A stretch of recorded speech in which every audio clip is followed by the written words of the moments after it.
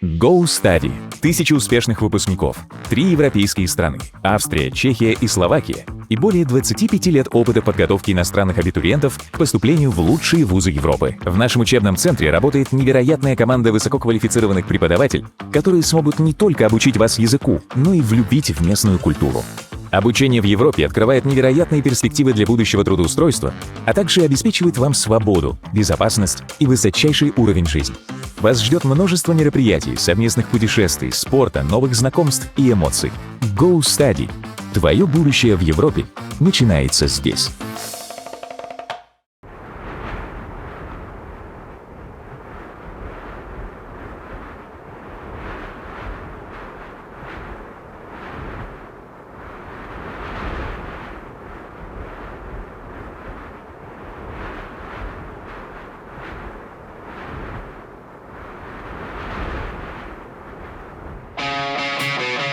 Меня забрали на сборный пункт, который сделали в театре Виктюка. Соскочить было реально. Отечество и ваше превосходительство я с детства не путал. Чем все закончим?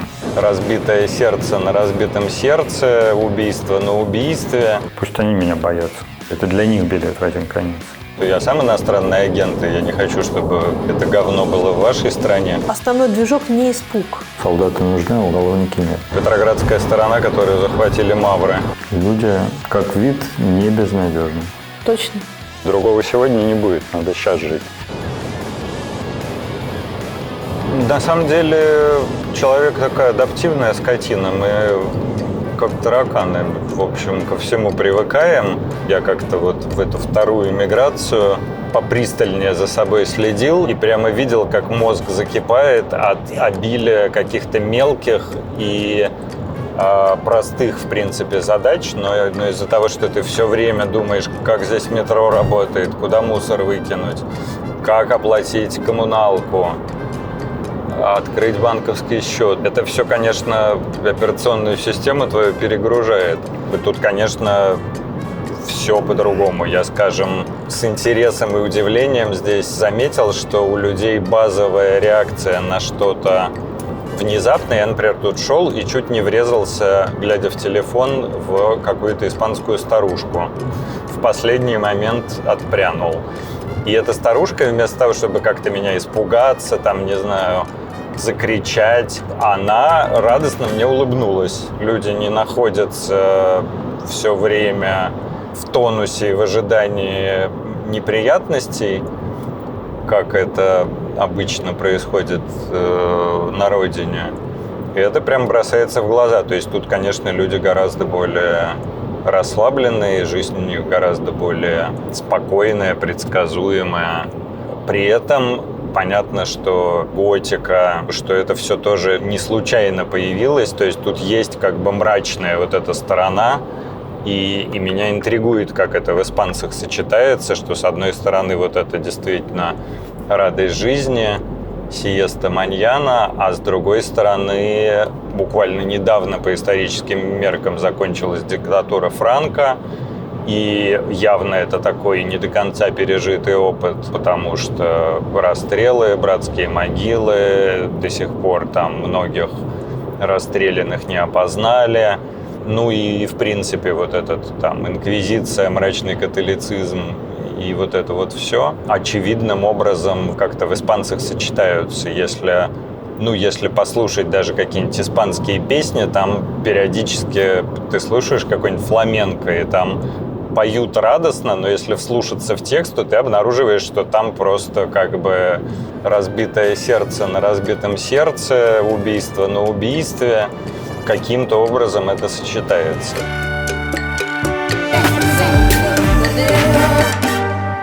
Гриш, ты один из немногих людей, которые, уехав в 22 году из России, обрели себя и свое новое дело вне пределов Родины. И это дело довольно успешное. Каким бы горьким и страшным оно ни казалось, речь идет о проекте «Идите лесом». Угу. В какой момент ты понял, что именно это твое дело? До самого начала Путин объявил мобилизацию, какого это было, 21 сентября 2022 года. Но это прошло 7 месяцев войны. Да, и в эти 7 месяцев у меня, в общем, не было точки приложения сил. У меня было большое желание дать этому преступному государству сдачи. У меня было большое желание хоть как-то поспособствовать тому, чтобы эта преступная война поскорее закончилась. Но никакой идеи, что я могу сделать, у меня не было. Я консультировал бесплатно всякие благотворительные проекты, которые помогали беженцам, которых появилось много и в России, и там в Армении, Казахстане, Грузии, везде.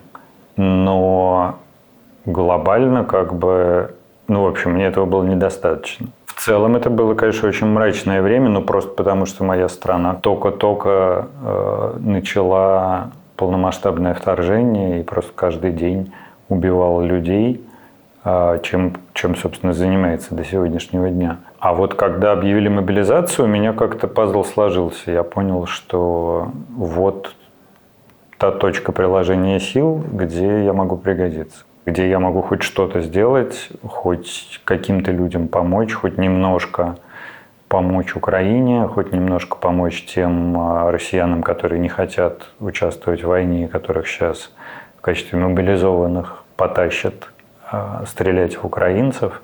Ну и вообще, действительно, это такое гражданское сопротивление было для меня и для тех людей, которые, я оказался такой точкой сборки в очередной раз. И вокруг меня быстро, буквально в течение нескольких дней, появилось много десятков людей, для которых тоже вот эта вот идея мирного гражданского сопротивления была и остается важной и значимой.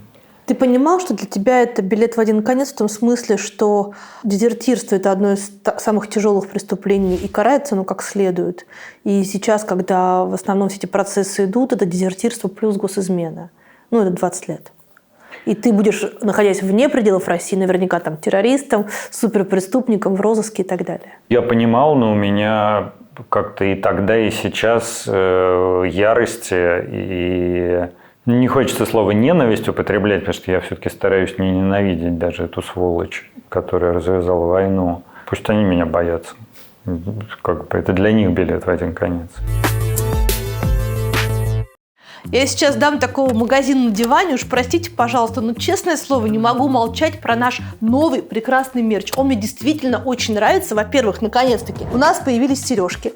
Вот на этой написано «Родина», а на другой, разумеется, будет написано «Истина». Все остальные наши парные вопросы, правда, безопасность, свобода или стабильность, что у нас еще есть, милосердие или справедливость, там тоже имеются. Еще у нас есть вечные карандаши. Вот на этом написано «Правда в любви», а больше ни в чем. Я в это очень верю. Но есть и другие надписи. Карандаш будет писать столько, сколько вы им будете пользоваться, пока не потеряете. А если вам не понравится написанное, это всегда можно стереть. А еще есть карандаши не вечные. Тут так и сказано. Это скоро кончится. А когда кончится, остаток можно будет посадить, и из него вырастет что-то совершенно неожиданное. Например, мята, базилик, львиный зев или даже сосна. Будете любоваться и нас вспоминать. Все это можно купить по ссылке в описании. Напомню, мы не зарабатываем на мерче, а 25% от стоимости каждой штуковины уходит в питерский фонд Адвита, который помогает тяжело больным взрослым и детям. Также наш мерч можно купить, придя ко мне на стендап. Расписание тоже по ссылке в описании. 14 и 15 мая Цюрих и Женева, 23 мая Таллин, 29 мая Белград и 30 София, а потом целая неделя в Израиле. Приходите, увидимся, и, разумеется, будем обниматься.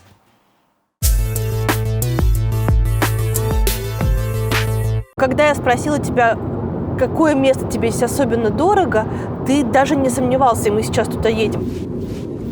Почему я выбрал Барселону? Потому что Каталония, может быть, место, в котором больше всего скалолазных маршрутов подготовленных. Италия, Франция, Испания, в принципе, такие страны. Здесь круглый год можно лазать. И вот Маргалев, куда мы сейчас едем, я туда приезжал еще 10 лет назад. Но когда я туда ехал из Питера, понятно, что это была прям большая история. найти время на отпуск, найти деньги на билеты, прилететь, арендовать машину, поехать в этот Маргалеф и там, значит, неделю или две лазать по скалам. А тут я, когда приезжал прошлым летом в Барселону, еще как бы думая, куда переезжать, я помню прямо, я иду по улице, забиваю в навигатор этот самый Маргалеф и обнаруживаю, что туда 2 часа ехать, то есть можно съездить одним днем. И меня как-то вот в этой иммигрантской жизни очень поддерживает возможность сесть в машину. Я и машину, собственно, во многом поэтому купил, чтобы иметь возможность ездить на скалы тут. Сесть в машину и уехать с друзьями. Большое комьюнити русское здесь? Не то чтобы я успел глубоко погрузиться в это комьюнити, но меня, например, в какой-то момент добавили в чатик местных айтишников, и этот чатик на 6 тысяч человек. И это только кусочек этой большой мозаики. В этом чате, кстати, очень приятно было, там, вступая, все представляются, я представился, и немедленно там, человек 40, наверное, написали, что «а мы вот для ночлежки там, не знаю, базу данных делали, а мы для ночлежки вещи собирали, а мы там деньги жертвовали, а мы вот, значит, видите, лесом поддерживаем». Кто были те люди, которые образовались вокруг тебя? Кого-то я прицельно, кому-то я написал и позвал в проект, как, например, свою сестру. Или как, например, Антона, который у нас теперь занимается самыми сложными случаями, собственно, помогает дезертировать, строит маршруты. Уже можно это публичить, да? То есть можно... Антона можно публичить. То есть можно уже лицо Антона показать? Можно показать, да. У нас есть люди, которые как бы скрывают свое участие в проекте, и, безусловно, это их право. Вот. А есть люди, которые готовы к публичности. Ну вот там я, Даша, Антон. Было очень много людей, мне просто написали, сказали: ребята, я дизайнер, давайте я вам сверстаю. А я айтишник, давайте я как бы информационной безопасностью займусь. Ну, естественно, мы как-то проверяли, наводили справки. Ровно так же появились первые деньги. То есть было 2 человека, спасибо им большое, которые дали каждый по $15 тысяч. Причем это люди совершенно не сверхбогатые, никаких особых миллионов у них нет. Они внутри России или снаружи? Они снаружи России, и, собственно, почти все наши волонтеры за пределами России, потому что сразу было понятно, что это опасно и для тех, кто будет у нас волонтерить, и опасно с точки зрения доступа к базе данных, ко всей IT-инфраструктуре. Предоставлять ее людям, которые находятся в России, как бы подставлять клиентов, а это самое поганое, что может случиться.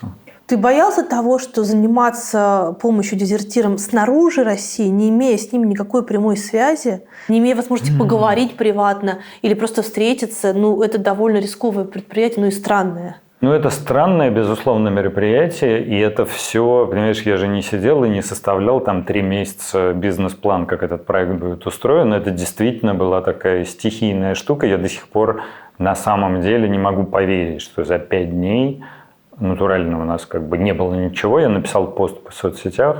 Через 5 дней мы уже начали консультировать людей. У нас была уже база знаний, как мы это назвали, все возможные инструкции, которые... А кто их собирал? Их собирали наши волонтеры. То есть первые какие-то, самые первые я собирал, и дальше это все подхватили мои коллеги, волонтеры. Уже была CRM-база, которой мы консультируем клиентов, которые нам пишут через Telegram, но общение с ними идет не в Телеграме для наших волонтеров, а вот внутри этой CRM-системы, которая обеспечивает дополнительную безопасность. Какой CRM-система? CRM – это база данных, прости за... то есть это не какая-то соцсеть? Нет, это не соцсеть, это наша чат-вуд, это такая система, которую предложил наш айтишник и которая отлично подходит. У нас, например, волонтеры не видят реальные ники в Телеграме тех людей, которые нам пишут. Аватарки мы не видим настоящие.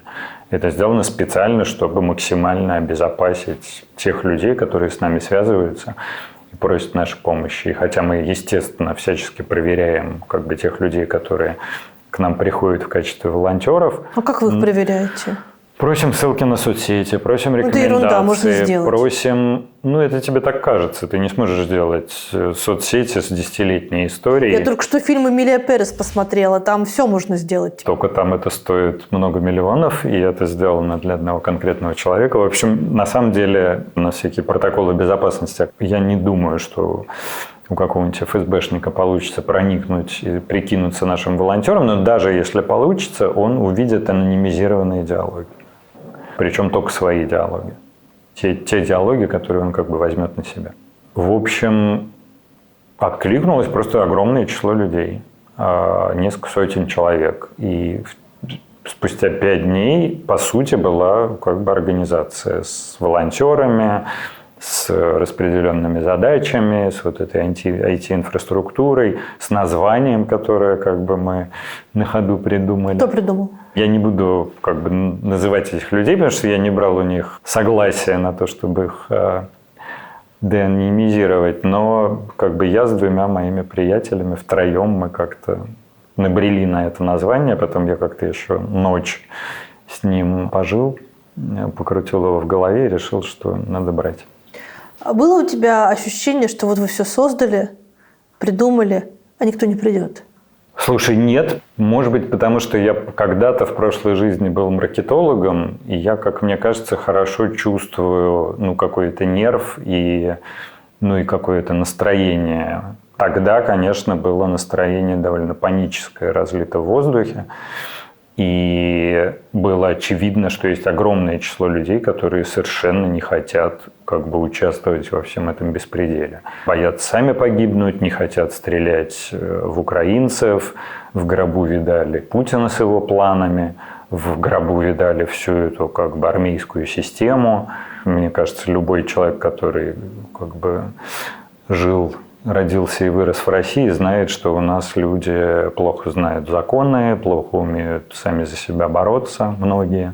И было понятно, что с этим многим понадобится помощь. А то, что у нас будет получаться помогать людям дезертировать, строить маршруты, переправлять людей легальные и нелегальные через границы разнообразные, это мы уже эту телегу собирали уже на ходу. То есть сначала были консультации, меня забрали на сборный пункт, который сделали в театре Виктюка, вытащите меня отсюда. Я вчера сохранил, мне кто-то кинул ваш контакт, сегодня я пишу, спрятав телефон в носке, сижу тут в очереди, спасите, помогите. И мы начинали конкретно этого человека, это был, мне кажется, первый, по крайней мере, первый, кто у меня отложился. Мы с этим человеком были много часов на связи, мы ему говорили, требуй военного прокурора.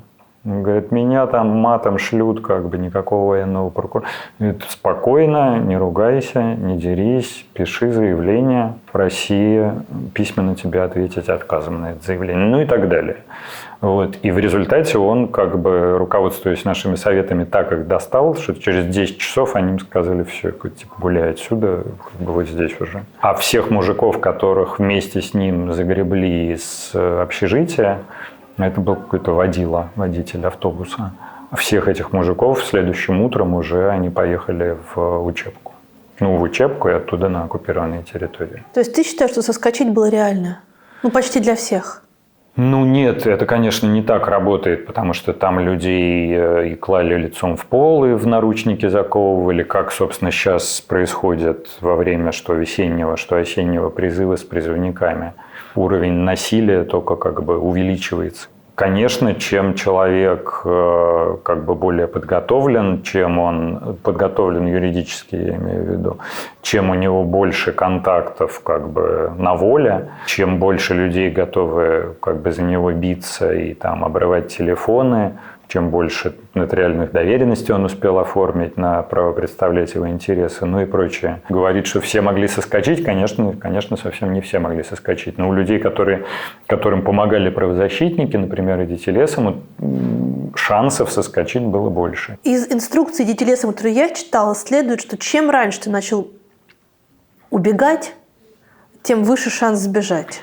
Кроме того, тем меньше риски, потому что если ты бежишь из части, то это в лучшем случае самовольное оставление части, в худшем дезертирство и срок до 15 лет. А если ты просто не явился по повестке в военкомат, то тебе грозит административная статья и штраф. И это как бы вот у тебя 15 лет или в тюрьме, или штраф. Поэтому да, конечно, чем раньше ты начал от этого кровавого государства отбиваться, тем выше шансы и меньше риски. Если человек на сборном пункте или там в военкомате, шансы высокие его оттуда вытащить. Если человек в учебке, то уже тяжелее. Если он уже в армейской части и уже после присяги, то еще тяжелее. Если он уже на оккупированных территориях, то еще тяжелее и рискованнее, ну и так далее. Как ты для себя объясняешь, почему все-таки большинство людей, которых мобилизовывали, выбрали не бороться? Я слышала кучу историй о том, что чуть ли не там 80% из них никуда не хотели идти. Этих опросов не существует, и этих цифр не существует. Но вот говорят, да? Но тем не менее, единицы только сбежали. На самом деле не единицы, а десятки тысяч, судя по всему. Достаточно посмотреть на то количество уголовных дел, которое было заведено по статье о самовольном оставлении части и дезертирства. 50 тысяч я цифру не встречал, но цифру 20 тысяч я встречал. Это уголовные дела, которые были заведены, а еще огромное количество не было заведено, потому что людей там ловили, сажали в подвал, избивали, приковывали к дереву. То есть это, конечно, не единицы. Но я с тобой согласен. И это большой, долгий и горький разговор. Потому что у нас весь 20 век из людей выбивали чувство собственного достоинства, выбивали привычку думать своей головой, выбивали сострадание к, раскулаченным соседям, потому что если ты шел им помогать, то тебя самого ссылали в Казахстан. И в конце концов у нас крепостное право 160 лет назад отменили. Собственно, по ночлежке, я знаю всю эту подноготную. У нас крестьяне еще в 70-м году не могли паспорт получить и уехать из своего села. Они были прикреплены к селам или к каким-то поселкам при заводе, потому что это были, по сути, крепостные рабочие. Это все не проходит за, 90-е годы. Вся российская свобода была с 91 по 2001. Ты встречался с людьми, которые попытались побороться? Встречался, я имею в виду, в работе. Которые попытались побороться, а потом поняли, что это очень много сил, риски высокие, и сказали, да нафиг, я все равно пойду воевать. Наверное, встречался, потому что просто огромное число людей, которые у нас получали консультации, причем зачастую это не разовая консультация, это долгая психологическая помощь, юридическая помощь. Поэтому наверняка были и такие. Я сейчас, честно говоря, не помню такие случаи. В большинстве случаев люди говорили: ой, слушайте, чуваки, если бы вы мне не подсказали маршрут, я сам бы не придумал, но оказалось, что все гораздо проще, чем я думал. Симку выкинул, оружие оставил в части, переоделся в гражданское, тут Блаблакар, здесь на автобусе, все, как вы мне сказали. И теперь я в Армении, и теперь я в Казахстане. Спасибо вам огромное. У меня полтелефона забито скриншотами с этими благодарностями. И волонтерам мы пересылаем, и сами в минуты какого-то нахлынувшего какого-то тоски и отчаяния разглядываем и радуемся. А кто чаще пишет? Сами они мобилизованные или контрактники, или их жены и мамы? Чаще родные пишут, может быть, очень близко, или 50/50, или 60/40. Много пишет жен, матерей, сестер, такого много. А почему говорят, что удивительно эта война еще и тем, что женщины не вписались за своих мужчин, а всегда они за них боролись? Не знаю, благотворительность – это такой, мне кажется, такой хрустальный шар, через который ты иначе воспринимаешь ту же самую реальность. Потому что, я страшно сказать, уже первый раз волонтером на ночном автобусе я поехал чуть ли не 25 лет тому назад. Хорошо выглядишь. Начало 2000-х, спасибо. Потом я в какой-то момент начал работать, возглавил ночлежку. мы привыкли как бы ходить по улицам, а в России мы же все как бы не ждем от среды и от окружающих нас людей ничего хорошего. Мы все время ходим такие, знаешь, зашторенными лицами и все время в тонусе, все время готовые дать отпор, если что. А когда ты как бы окунаешься в мир благотворительности, ты обнаруживаешь, что там за этими зашторенными лицами огромное количество прекрасных, неравнодушных людей. Я помню, когда пандемия началась, у меня было за день несколько очень похожих звонков. Мне звонили, знаешь, такие прагматичные, циничные мужчины, которые говорили: тут как бы я вот типа дезинфекцией занимаюсь, и конкуренты, дальше нецензурная брань, взвинтили цены на все вот эти антисептики. А я не готов так деньги зарабатывать. Я вам сейчас привезу там типа 200 канистр. Потому что явно вы придумаете, как их лучше распределить. Каждый, по сути, день вот ты сталкиваешься с такими людьми и видишь как бы родную страну вот как бы с другого совсем ракурса. И, собственно, то же самое с женами, и сестрами и матерями, которые приезжают там в части за своими мужьями, прячут их по чердакам, вывозят их там вместе с детьми за границу, тех своих, значит, родных, которые как-то боятся уйти в эту самоволку, тащат, что типа давай, как бы лучше не будет, чем дольше откладываешь, тем будет опаснее. Вот. Поэтому как бы я понимаю, что у меня искаженная картинка, но она мне вот как бы, она у меня уже 25 лет искаженная, и слава богу. Как ощущается вот эта прошлая твоя жизнь, в которой... Во-первых, ощущается ли она прошлой жизнью, та, в которой была ночлежка, например, и ощущается ли она, обретает ли она со временем вот, ну, такую какую-то нежную дымку прекрасного, невозможного к повторению прошлого? Что пройдет, то станет милым, как писал Александр Сергеевич. С одной стороны, это даже не прошлая жизнь, а позапрошлая, потому что, конечно, все, что было до войны, уж тем более до ковида, сейчас кажется действительно какой-то позапрошлой жизнью.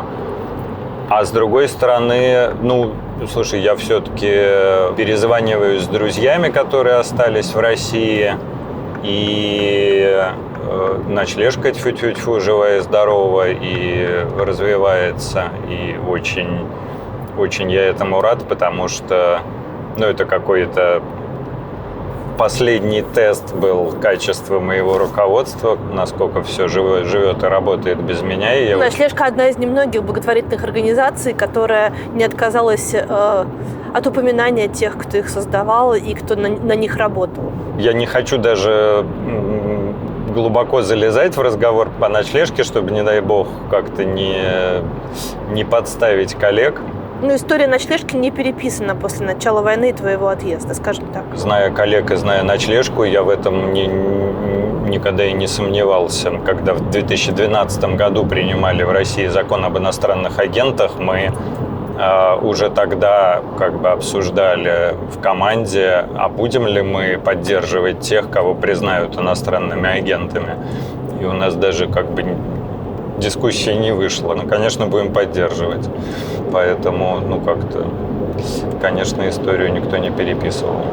А по поводу повторения прошлого, ну, как бы его же, даже если бы не было никакого ковида, никакой войны, никакой миграции, все равно прошлое прошло. И, ну, тоже вечно оглядываться и надеяться на какое-то повторение невозможно. Конечно, я очень скучаю и по коллегам, и по работе, и по возможности как-то видеть тех людей, которым мы помогаем.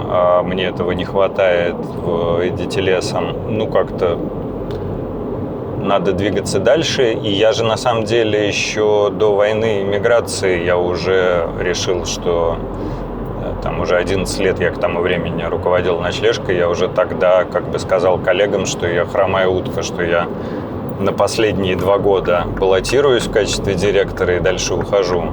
Это был декабрь 21-го. Тяжелое действительно решение я принял сам, а не потому что обстоятельства так заставили. Тикс. Ну, хорошо. А что-то у этой веревки уже вон конец, товарищи. А то как-то я иду, а там уже конец. Сейчас хоп, и мне скажут спасибо. А веревка кончилась.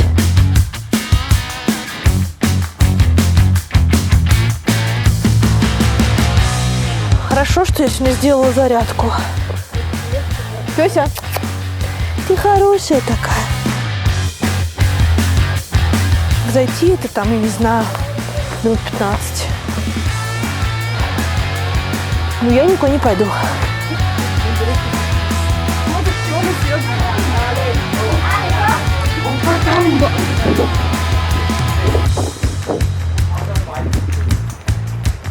Так, все, мы здесь, у нас привал. Самая крутая это С.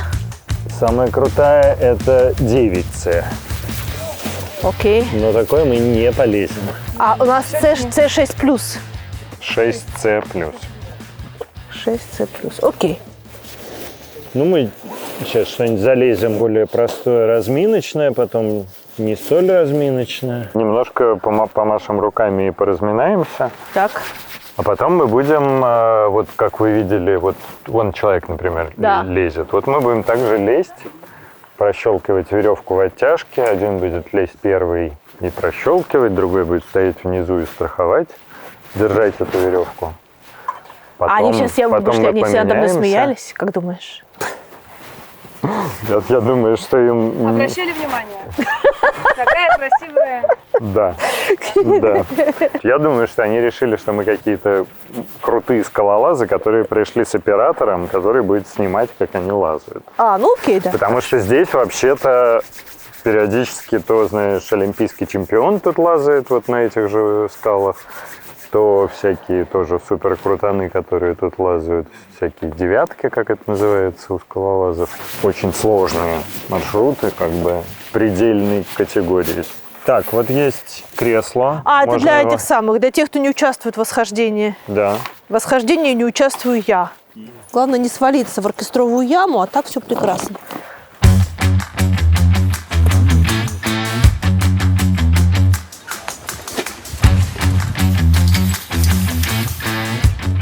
Знаешь, вот такие моменты ты сидишь, и тебе кажется, что ты в безвремени находишься. То есть в каком-то смысле я понимаю, почему вы все сюда ездите.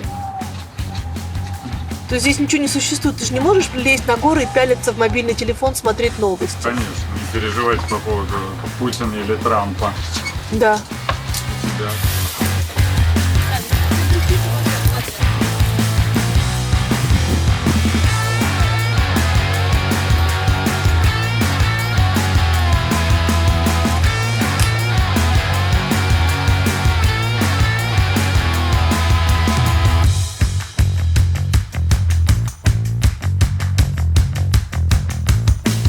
Это один из секторов, здесь пара сотен маршрутов, а всего в Маргалифе больше 2000 маршрутов. 2000? Да. Можно всю жизнь лазать только тут. А в чем идея? Объясни. То есть я понимаю, когда люди покоряют горы, да, то есть вот ты решил, я там залезу на Эверест. Ну и там всю жизнь готовишься, однажды его покоряешь. А тут как будто бы получается просто стенка, ты по ней лазаешь, только это не в закрытом помещении. Это произошло, конечно, от альпинизма, такая производная, потому что, ну, например, на Эверест относительно технически несложный маршрут. Ты почти весь маршрут идешь пешком. Мне как раз не очень интересно идти пешком, и поэтому высотные восхождения, например, высотное это восхождение на 7-8 тысячнике, меня никогда как бы сильно не занимали. Мне всегда был интереснее технический альпинизм. Технический это когда ты лезешь по отвесной скале, маршрут может быть там от нескольких сотен метров до, там, не знаю, 2 километров по вертикальной стене. Но при этом наивысшая точка этого маршрута, вершина, может быть там в 2, 3, 4, 5 километрах над уровнем моря. Но в больших горах примерно так же выглядит процесс восхождения. То есть первый лезет, второй его страхует, первый организует точки страховки, повисает где-то, принимает второго, и дальше такой вот гусеницы, они передвигаются. Собственно, если хочется лазать технические маршруты, то это как бы необходимая составляющая.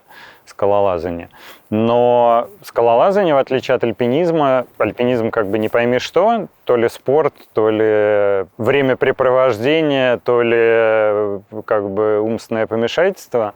А скалолазание – это действительно спорт, потому что в скалолазании все очень безопасно. Скалолазание сильно безопаснее, чем любой контактный вид спорта, типа футбола или баскетбола, где люди все время в друг друга врезаются. В скалолазании, ты можешь, не знаю, потянуть палец, но, в общем, не более того. Я 25 лет лазаю, и ничего хуже потянутых пальцев чего со мной не было. 15, 20, 30, 40 метров бывают маршруты, и веревка используется только для страховки. То есть ты не висишь посередине маршрута, тебе нужно от начала до конца маршрута залезть, используя только собственное тело, свои руки и ноги. А ты там притормозить, покачаться на веревочке ты не можешь? Нет, ты можешь, но это не будет считаться, что ты пролез маршрут. Это будет считаться, что ты пролез его с зависаниями.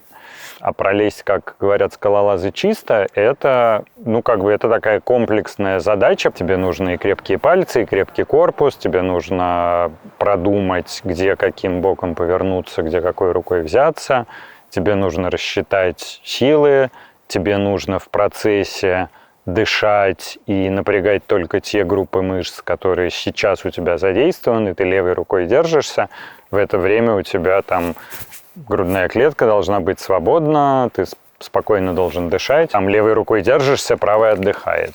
Это все в каком-то смысле такая медитация на вертикали, потому что тебе нужно, ты лезешь, тебе тяжело, тебе страшно, а ты все равно в голове должен сохранять какое-то спокойствие, потому что если ты начнешь как-то агонизировать, паниковать, как-то думать, что у тебя заканчиваются силы, ты будешь хуже дышать, у тебя быстрее будет кончаться собственные силы, ты будешь забывать как-то трясти руками, чтобы их восстановить, и восстановить кровообращение. Это, мне кажется, суперинтересный такой вид спорта, который все на свете себя объединяет. Нужна и гибкость, и растяжка, и крепкий корпус, и пальцы, и, главное, какой-то покой в голове в процессе.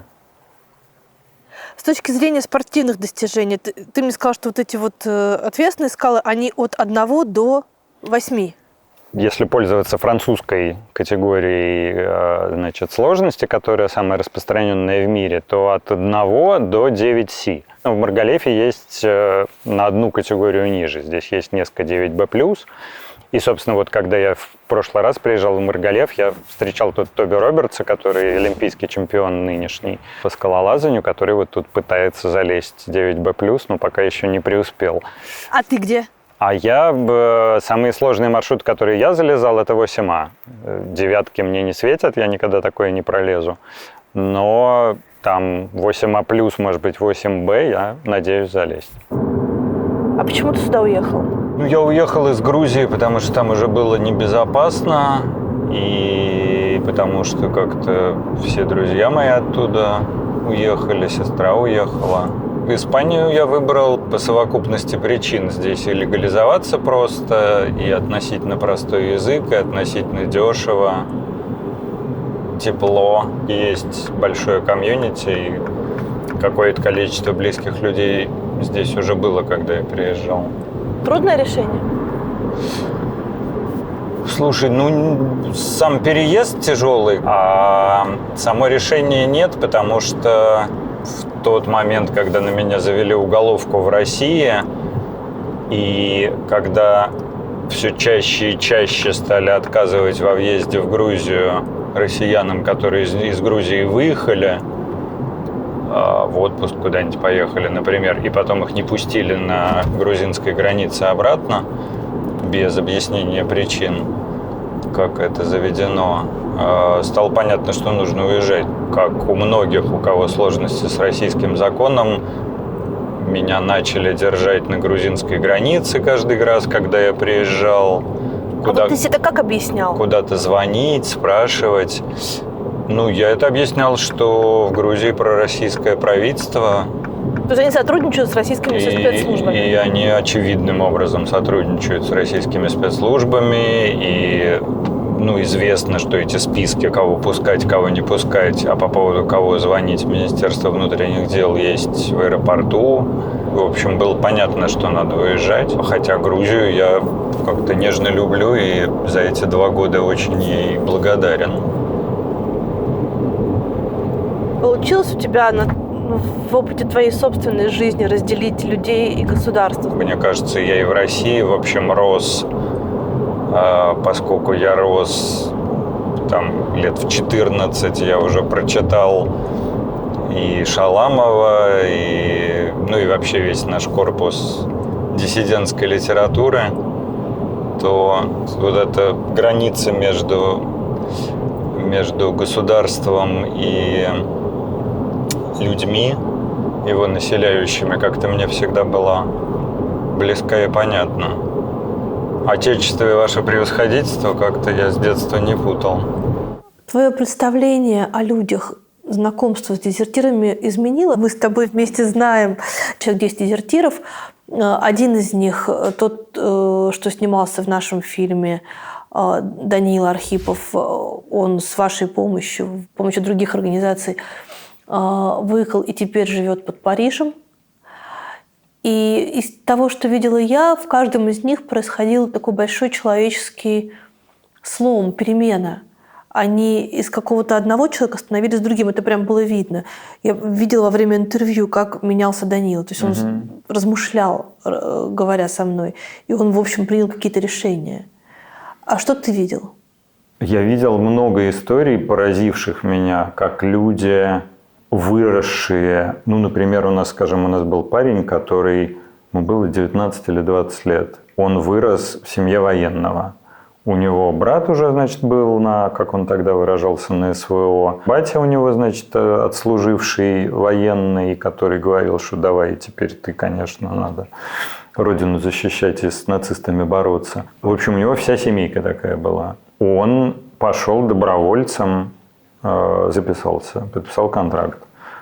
Он въехал на территорию Украины, он поговорил там с местными, которые ему сказали, что освободителя такого хорошо бы в гроб положить. Он посмотрел, что там вытворяет российская армия, а он спустя 3 месяца был куда более антивоенно настроенный, чем мы с тобой. Он то есть он натурально, он нам писал и матом крыл верховного главнокомандующего и всю, эту шоблу. То есть основной движок не испуг? У этого парня точно был не испуг, он был в ярости. Он чувствовал себя обманутым, но для меня, понимаешь, когда я человек, который там с детства читал какие-то диссидентские книжки, который, был окружен друзьями, которые примерно так же смотрели на политическую ситуацию. Мне довольно просто разобраться, подонок Путин или не подонок.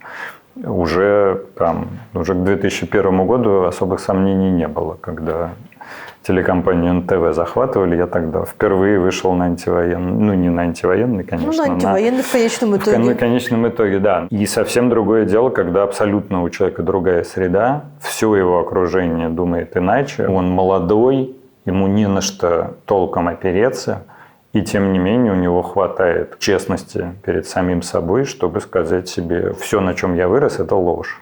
И я оккупант на этой земле. Он все это в основном матом выражал, но суть была ровно такая, и он, собственно, дезертировал и уехал с нашей помощью в Казахстан. Казахстан, так понимаю, что в рейтинге опасности занимает лидирующие Нет, конечно. Слушай, лидирующие места занимают Киргизия, Беларусь. Да, конечно, в Армении и Казахстане более опасно, чем, в Испании, где мы с тобой находимся. А в Грузии? В Грузии пока, по крайней мере, ни одного случая похищения или выдачи людей из Грузии не было. Но все-таки в Армении и в Казахстане гораздо безопаснее, чем в Беларуси, и уж тем более, чем в России.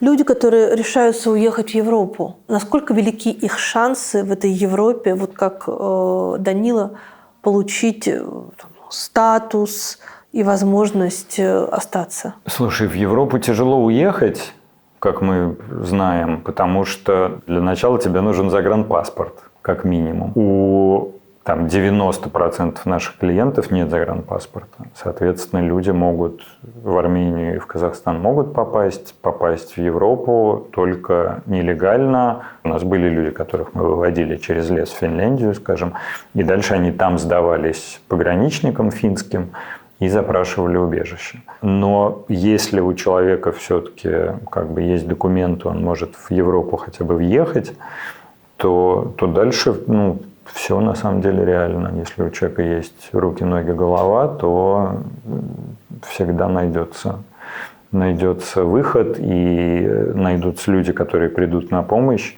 Я на соотечественников за границей тоже немножко другими теперь смотрю глазами, потому что если раньше я скорее как-то старался, приезжаешь куда-нибудь в ту же Испанию, и как-то от российских туристов хочется держаться подальше, потому что это какие-то, мужики, которые шансон слушают и, громко орут в каком-нибудь прибрежном испанском ресторане. То ли просто во-первых, огромное число других людей приехало, и в целом как-то я уже столько видел случаев какого-то человеческого участия в чужой судьбе, когда в Грузию я приехал, меня пустила пожить женщина, грузинка, которая жила долго в России. Мы с ней до этого один раз в Зуме виделись. Она меня пустила, я месяц у нее жил бесплатно. Миллион примеров, как люди, которые россияне, которые давно в Испании помогают тем, кто здесь недавно. И про другие страны я тоже знаю такие примеры. И понятно, что это везде происходит. Люди, как вид, не безнадежны. Точно. Но будут ли другие дезертиры создавать какой-то комьюнити и дальше уже сами заниматься судьбой своей и судьбой тех, кто захочет повторить их путь? Во-первых, уже занимаются. Уже занимаются. Да. Во-вторых, и у нас есть, среди наших волонтеров есть бывшие дезертиры, жены бывших дезертиров. Волонтер врач у нас есть, которая жена дезертира. Есть несколько дезертиров, с которыми мы иногда советуемся. Есть люди, которым мы помогали, а теперь они наши консультанты. В общем, помогли тебе, передай дальше. То есть, конечно, не у всех находятся силы, энергия, время в этой иммигрантской жизни на такое. Кто-то приезжает и падает в депрессии, себя по кусочкам собирает в этом новом иммигрантском каком-то быту. А у кого-то эти силы есть. Как вам удалось убедить Европу, я так понимаю, что все-таки такие договоренности на более-менее официальном уже уровне, в том, что эти люди действительно могут жить в Европе? Потому что, так понимаю, что первое время было огромное опасение, что они приедут с войны, и они здесь будут вести себя так, как будто они все еще на войне. На самом деле никаких серьезных договоренностей нет. Не существует. К сожалению. И если ты политический активист, антивоенный, то есть трек, говоря бюрократическим языком, что тебе нужно делать, куда тебе какие документы нужно подавать, как тебе нужно доказывать свою антивоенную позицию и то, что ты находишься из-за нее под преследованием, чтобы получить убежище в европейских странах. А если ты дезертир, при том, что тебе, как мы уже говорили, грозит 15-летнее заключение в российской тюрьме, уж не говоря про то, что всякие внесудебные кары, расправы грозят людям, когда они бегут с фронта и бегут из российской армии. Для дезертиров по-прежнему никакого такого трека, к сожалению, нету. И те люди, о которых ты говоришь, это договоренности относительно каждого конкретного человека, это труд большого количества людей. И спасибо всем, кто в этом принимает участие. Это и Рус Либерте, и ряд организаций. Я так понимаю, кстати, что помощь тем, кто решился на этот побег из России или стран бывшего СНГ, в Европу, ну, только в далекую, да, уже, получается, даже не Сочи, а целая эмиграция, что это тот ровно случай, когда правозащитные организации объединились, и вообще объединились люди, которые, в принципе, не так, чтобы прям объединяются по всем поводам. Ну, люди вообще не так, чтобы объединяются по всем поводам, но как раз в благотворительности я всегда... Ну, то есть, да, там, с одной стороны, в благотворительности много каких-то уязвленных самолюбий, эго и токсичности, и поэтому много каких-то скандалов. А с другой стороны, конечно, все как бы вменяемые благотворительные организации, фонды все время там, не знаю, вот у вас бездомный, а у него раковое заболевание, вы как бы на раке не специализируетесь, а мы специализируемся. Или там у вас бездомный, умирающий, давайте мы поможем его устроить в хоспис, потому что мы понимаем, как работает система хосписов и наоборот. И в этом смысле моя искаженная картина мира мне подсовывает множество примеров, когда фонды и люди объединяются, чтобы помочь другим людям. Проклятие любой благотворительной деятельности – это то, что у тебя всегда ресурсов меньше, чем людей, которым нужно помочь. И мы сразу решили, для нас главное помочь людям не участвовать в войне и ослабить российскую армию, и таким образом помочь украинцам. И поэтому мы будем, да, помогать людям дезертировать там и уехать из страны, но дальше мы не будем помогать этим людям с трудоустройством, с поиском жилья, с получением новой профессии. Хотя это тоже огромная, большая и важная работа. А кто ей занимается? Ну, есть, например, организация как «Ковчег», которая этим занимается. В разных странах есть организации, есть просто сообщество там в Телеграме. Ты приезжаешь в новый город, обнаруживаешь, что там есть телеграм-чат, значит, русских иммигрантов на там 3000 или 33 тысячи человек. Часть из этих людей готовы совершенно безвозмездно тебе помочь. Ну вот кроме Ковчега, каких-то институций мне в голову не приходят. Но отношение Европы поменялось? Мне не кажется, что оно поменялось, честно говоря. И никакого трека для российских уклонистов и дезертиров по-прежнему нет. Хотя мы на любой какой-то встрече, которая у нас бывает и с иностранными журналистами, и с иностранными чиновниками, мы этот вопрос поднимаем вот, собственно, 3 года. Но никакого серьезного прогресса нет, и я, честно говоря, не думаю, что он будет. То есть мы все равно будем стучаться в эту дверь, но, к сожалению, это слишком большая и неповоротливая машина. Не стоит как-то идеализировать европейскую бюрократию. Им, конечно, как бы гораздо больше дела есть до их собственных граждан, чем до каких-то там политически преследуемых активистов, этих дезертиров, уклонистов. Они, конечно, для них это все какой-то фоновый шум. Людей, которых вы берете в итоге на помощь, для помощи, каким образом вы их проверяете? Потому что у нас, там, даже между нами была пара случаев, поскольку ко мне обращаются время от времени люди, которые решают сбежать, но была пара случаев, когда ваши ребята сказали, что мы за этот случай не возьмемся. Это касалось одного человека на оккупированных территориях без документов, когда он сбежал из своей части и скрывался в подвале одного из домов. И всех доказательств того, что это он, были его слова. И вторая была история, когда человек находился в серой зоне, вот в той зоне, где шли бои, и тоже отказались ребят, сказали, что мы не будем ему помогать. Мы просто не могли, к сожалению. У нас не было там ни проводников, ни какого-то маршрута. Нам нужно человека верифицировать и убедиться, что история, которую он рассказывает, соответствует действительности. Ну и опять-таки я не буду вдаваться в детали, но понятно, что мы просим документы, какие есть, если есть. Мы просим все подробности, мы созваниваемся с человеком и просто в глаза друг другу смотрим. Это значит, что человек, который находится на линии боевого соприкосновения, скорее всего, не получит от вас никакой помощи, потому что это невозможно. Ну да. У нас были случаи, когда даже таким людям мы помогали, но таких случаев в общей массе меньшинство.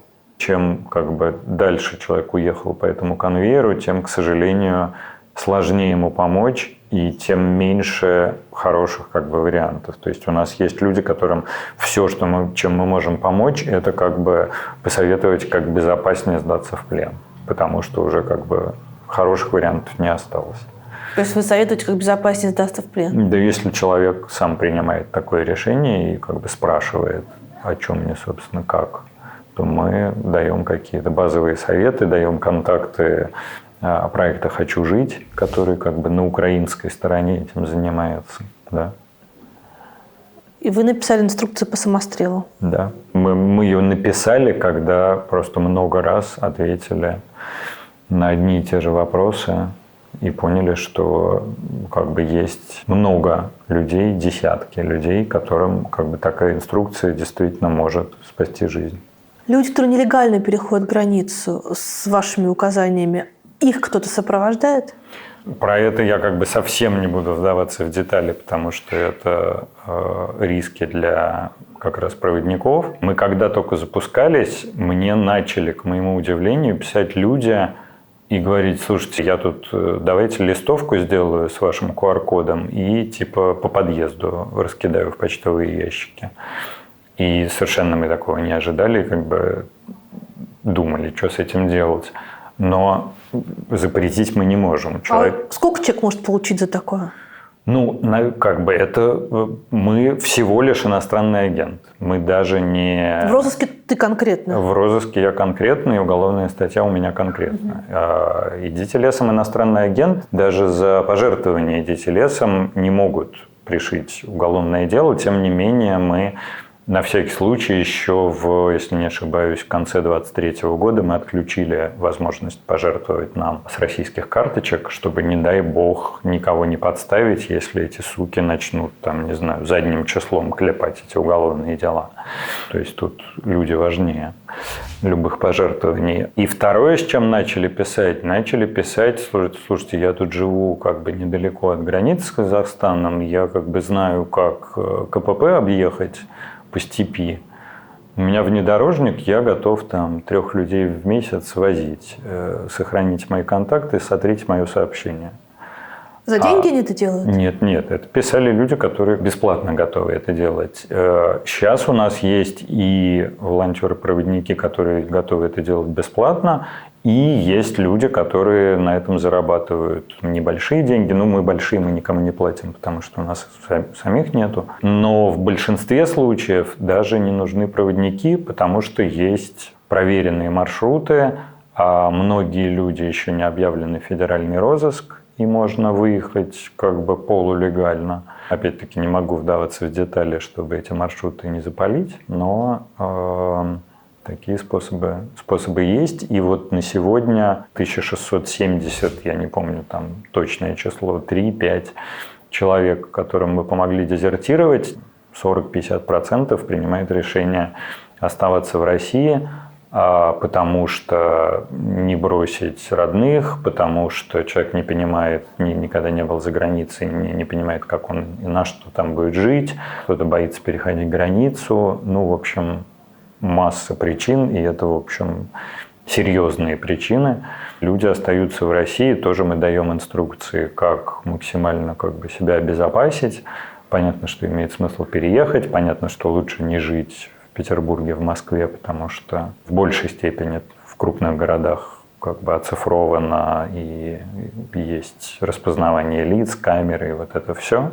Это как бы странная реальность, в которой мы с коллегами оказались, когда мы, пишем инструкцию по самострелу, потому что мы просто раз за разом отвечаем на одни и те же вопросы, а как мне самому себя покалечить, чтобы, отсюда выбраться. Составляем инструкцию по тому, как выбраться с оккупированных территорий, и составляем инструкцию, как оставаться в России, находясь в федеральном розыске.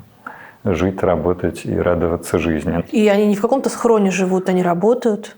Они работают нелегально, они не живут в схроне, они снимают Понятно, что не стоит жить по адресу прописки, как бы пользоваться своим мобильным телефоном, расплачиваться своими пластиковыми карточками и ездить в московском метрополитене. А так не стоит переоценивать наши, и Минобороны и спецслужбы, потому что там преимущественно работают люди крайне маломотивированные и крайне плохо делающие свое дело. Были случаи, когда вы помогали человеку, а он все равно оказался в руках правоохранительных органов? У нас было 3 случая. Был случай, когда человека, по сути, похитили на территории Армении. Щетинин. Да, Алексей. Мы не знаем, что произошло, но человека задержали. А он был вашим клиентом? Да, мы его вывозили. Вывезли, он уже был как бы в Армении. Но дальше он каким-то образом оказался в военной части в городе Гюмри, дислоцированный, и дальше его военным бортом вывезли в Ростов-на-Дону. И там он пошел на сделку со следствием, в общем, отказался от адвоката, которого мы ему нашли. Но он обычный солдат, ничем не примечательный. Таких людей тысячи только в Армении, не говоря там про Казахстан и другие страны. То есть, очевидным образом, это не то, что спецслужбы так прекрасно охотятся за дезертирами, а просто, то ли он сам пошел, сдался, то ли, не знаю, поехал в этот Гюмри, может, подрался с этими военными российскими. Черт знает, в общем, какая-то темная история. Второй у нас был случай, когда человек из части уже выехал, но забыл снять тактические перчатки. Что такое тактические перчатки? Такие перчатки с накладками, чтобы можно было, ползать по земле, и они дольше служили. И его из-за этих перчаток остановил военный патруль. И, собственно, как многим сейчас, кого задерживают во время самоволки, его вернули в часть. То есть уголовники никому не нужны, поэтому заводить уголовное дело, получать по шапке от начальства никто не хочет. Обычно возвращают в часть, в крайнем случае условный срок дают, потому что солдаты нужны, а уголовники нет. И был еще человек, который, мы ему предлагали другой маршрут, но он всячески рвался в Финляндию, пошел лесом натурально в Финляндию, и его задержали пограничники. Наши? Наши. Его тоже вернули в часть. То есть он не сел? Нет. А многочисленные дела по дезертированию? Насколько я знаю. Потому что не всегда, в какой-то момент связь с людьми пропадает. То есть, его вернули в часть, что было дальше, мы не знаем. То есть те, которые сидят по дезертирству и самовольному оставлению части, это не ваши? Нет. Я не могу, к сожалению, назвать фамилию, но я на связи с человеком, который сидит, попавшись таким удивительным образом, что он думал, что он идет к правозащитникам, а оказалось, что это провокаторы. Мы такого очень боимся и всячески буквально со дня основания заботимся о безопасности, но при этом в теории, понятно, что можно фейковый какой-то аккаунт сделать и начать писать людям. А как это проверить? Есть конкретный адрес в Телеграме. Это единственный адрес. Идите лесом. Я надеюсь, что он будет там под этим видео. Если вы пишете туда, то вы общаетесь с нами. Если вы пишете куда бы то ни было еще, то это не идите лесом. То есть хакнуть вашу систему невозможно? Все можно хакнуть, наверное. Но нас не раз пытались взломать. Нас много раз блокировали. И сайт, и базу знаний. Все работает. Для тебя, наверное, это непривычная история, когда ты должен анонимизировать какие-то данные, скрывать какие-то файлы, смотреть, чтобы не сперли твой компьютер. Да, это действительно непривычная для меня история, потому что я все свои многие года в благотворительности, конечно, наоборот, настаивал на том, что все должно быть открыто, что благотворительные организации – это, по сути, общественные организации, должны быть там не только Минюсту и налоговые подотчетные, но и обществу, и поэтому, в ночлежке мы в какой-то момент даже зарплаты открыли. Это просто, такие реалии, в которых мы оказались, и для меня, и для коллег. С самого начала мы решили, что российское государство преступник, и выполнять законы этого преступника мы не будем. И поэтому то, что мы нарушаем российское законодательство, меня ни в малейшей степени не беспокоит. Но беспокоит ли тебя, что за тобой могут следить? Угрожали ли тебе за это время? Ну, мне угрожали, но я не знаю, мне кажется, в большинстве случаев это просто психически нездоровые люди, которые как-то пересмотрели Соловьева какого-нибудь убогого. В общем, вживую мне никто не угрожал. Угрозы в интернете не сильно меня тревожат. При этом, я все-таки какие-то элементарные меры безопасности, конечно, стараюсь соблюдать. Я не пишу о своих планах, я не выкладываю, не знаю, виды из окна своей квартиры и не афиширую свой домашний адрес, что в Тбилиси, что в Барселоне. Я не езжу в некоторые страны, у которых хорошие отношения с Россией. В общем, не хочется оказаться в пределах досягаемости российского государства. Многие люди говорят, что во время митингов против закона об иноагентах в Грузии у них случилось то, что называется ретравматизация, да, когда все это они уже видели, и все точно знают, что все протесты ни к какому результату не приведут. Все будет так, как уже решено. В Грузии по-другому, потому что в Грузии же в 23-м году пытались принять этот закон, и были массовые протесты, и его не приняли. И это как раз была не ретравматизация, а наоборот, как-то наглядная демонстрация того, что демократия может работать, от чего мы давно, конечно, в России отвыкли. А другое дело, что потом в 24-м, его все-таки приняли. У меня скорее, ретравматизация была незадолго уже до моего отъезда, когда я, например, выходил из дома, а вокруг какие-то десятки людей в камуфляже и с балаклавами на лице, и глаза у этих людей крайне недоброжелательные, не по-грузински как-то они зло на тебя смотрят. Вот это, конечно, сильно напоминало, не знаю, какую-нибудь Москву 21-22 года. Но в Грузии все же не слава богу, к сожалению. Там же как минимум второй год избивают лидеров оппозиции в подъездах домов. И много вот этого насилия. Это, видимо, были какие-то местные тетушки. А я, поскольку жил недалеко от площади Свободы, недалеко от грузинского парламента, то это все происходило просто на моей улице.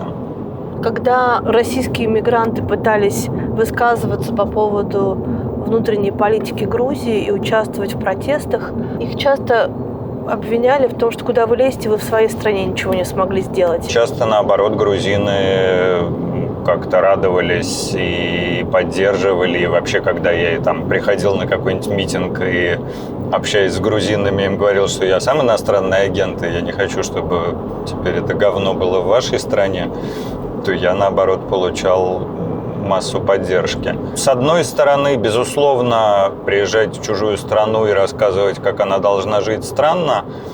А с другой стороны, все-таки эта избыточная какая-то рефлексия мне тоже не близка, потому что я, например, я 2 года жил в Грузии, я платил там налоги, я получил там вид на жительство.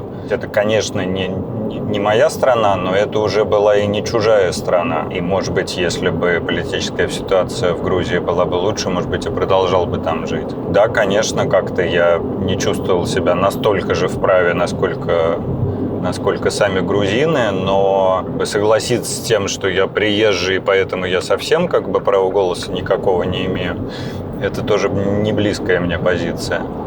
И сейчас я, например, живу в Испании, я, может быть, всю жизнь тут проживу. Мне что теперь на птичьих правах себя чувствовать всю оставшуюся жизнь. То есть это действительно, это уже не чужая страна, но и родной ее, конечно, еще много лет я не смогу назвать, если когда-нибудь смогу. У тебя есть потрясающий и, наверное, очень важный для многих из тех, кто нас будет смотреть, опыт. Твои родители не остались в России и во взрослом, в общем, довольно возрасте. Сколько маме с папой? 70-71. эмигрировали. Как тебе удалось их уговорить? Мне совершенно не удалось их уговорить, потому что я последние 15 лет их уговаривал сделать второе гражданство, благо у них есть такая возможность израильская. Вот. Но они говорили, что нафиг, куда мы поедем, какой Израиль. Зачем нам второе гражданство, если мы там не собираемся жить, что за лицемерие. Но потом, когда началась война, и когда, собственно, уехал я, уехала сестра, увезла их внучку, ну и они, слава богу, тех же придерживаются политических взглядов, что и мы с сестрой, они на все это посмотрели и позвонили мне летом 22 года в Тбилиси со словами: все, мы записались, как бы мы встаем, продаем квартиру и уезжаем. И натурально в 70 лет уехали, и я до сих пор как бы под впечатлением, ну, потому что мы все теперь знаем, что эмиграция – это как бы очень непростой опыт. Вот. А что такое эмиграция, когда ты пенсионер? Но они все-таки были такие, как бы средний класс, квартира на Петроградке, машина. А теперь они живут в однокомнатной квартире в Нетании. Ну, как Нетания не самое плохое место на Земле. Не, совсем не самое плохое место на Земле, но это не то, что жить в пятикомнатной квартире на Петроградке объективно. Это социальный круг, как бы они свой потеряли, и многие друзья, как у нас у всех, разъехались по всему миру. Действительно, теперь условия, в которых они живут, бытовые, как бы более простые. Но для них не это главное, я очень как-то ими восхищаюсь. А что они делают? Слушай, папа мой всю жизнь был такой директор Директорович, серьезный, значит, бывший инженер, который в перестройку ушел в бизнес. И у папы была такая присказка, что я, значит, выйду на пенсию, буду играть на саксофоне. Но звучало это для нас, для всех, что вот, ну, там, типа, выйду на пенсию, поплыву в кругосветку. Папа, который как бы нотной грамоты не знает, ни на одном инструменте не играет, вот, значит, возьмет сложный инструмент саксофон и будет на нем играть. Но папа натурально вышел на пенсию, значит, все скинулись ему на саксофон. Сам он половину суммы, конечно, сам внес. Это еще в Питере? Это еще в Питере происходило несколько лет назад, когда папе 65 там исполнилось, 66. Вот. Он начал играть, начал заниматься, выучил ноты. Ну и вот уже 5 лет почти каждый день дудит в свой саксофон, уже играет всякие джазовые импровизации. В Нетании, значит, ходит и играет в местном оркестре. В оркестре? Да. А ужасно смешно, значит, ворчит, что вот эти все, они консерватории позаканчивали, они с листа читают, а мне приходится домашку делать. А мама активно учит иврит, и мама вообще филолог, ей нравится все связанное с языком. Ну и там сестра теперь у них неподалеку живет, и внучка неподалеку, в общем, тьфу-тьфу-тьфу. Кажется, что все неплохо. Когда сейчас, начиная с 7 октября, в Израиле творилось ужасное и было очень страшно, у тебя было это ощущение, ну, не знаю, какой-то вины, да, за то, что ты уехал, они должны уехать вслед за тобой. В общем, у них не было особого выбора остаться, и ты причастен к тому, что они уехали, и теперь в такой опасности. Слушай, нет, у меня такого не было. Мы самостоятельные люди. И все-таки мы сами отвечаем за свои решения, за последствия своих решений. У меня, конечно, была тревога за них, конечно, мы все время перезванивались. Но у меня как бы довольно специфические родители. Я, например, маме звонил вот там 7-8 числа. Он говорил, да, у нас все в порядке, до нас не долетает. Ну вот у нас тут поймали в соседнем квартале 2 террористов, но в целом у нас все спокойно. Это какая-то из поколения в поколение какой-то, не знаю, стоицизм и какое-то такое спокойствие, потому что я вот сейчас начал эту историю рассказывать и вспомнил, как мамина мама, бабушка, она, значит, дяде моему приносила пирожки, когда он строил баррикады в 91 году. И тоже говорила, вот я вот пойду ребятам отнесу пирожки на баррикады. Как бы. Все спокойно. Что будет, то будет. Слишком волноваться смысла нет. Ты съездил и пообщался с российскими пленными в Украине? Нет, я, к сожалению, не съездил, потому что до сих пор этот мой визит Украина не согласовала. Почему тебе важно было съездить в Украину и увидеться с пленными?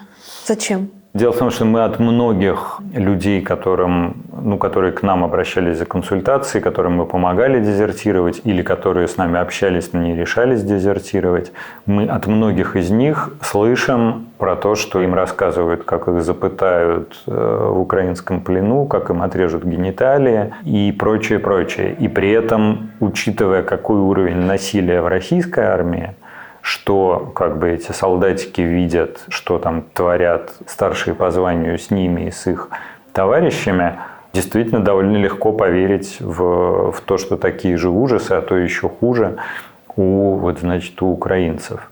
И поэтому мне, конечно, и хотелось, и хочется показать, как на самом деле выглядят лагеря для пленных в Украине. А почему ты думаешь, что они выглядят образцово-показательно? Я не думаю, что они выглядят образцово-показательно. Я уверен, что там тоже есть какие-то нарушения. И в любом случае, когда человека держат за решеткой, как бы эта решетка не выглядела, понятно, что это не санаторий.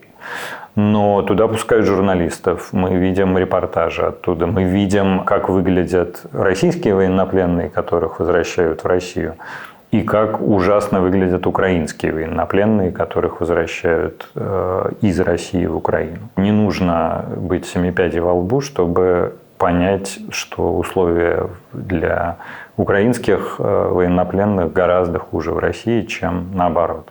А почему они тебя не пускают? Потому что там тоже большая бюрократическая машина, которой во многом не до того, которой надо проверить какой-то парень, какой-то волонтер. Они, конечно, знают про наш проект, и мы получаем свою дозу хейта от украинцев, и мы к этому готовы, и я понимаю этих украинцев. Не может у меня быть никаких претензий по этому поводу.